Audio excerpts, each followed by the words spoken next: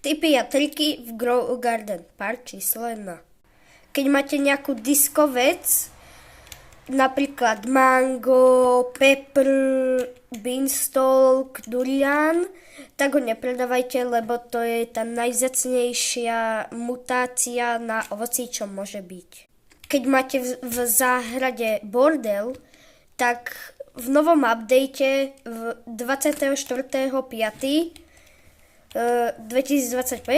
tak tu bola tabuľka Expand a mohli ste si ju kúpiť za 250 miliónov aj na druhej strane a mohli ste si zväčšiť záhradu.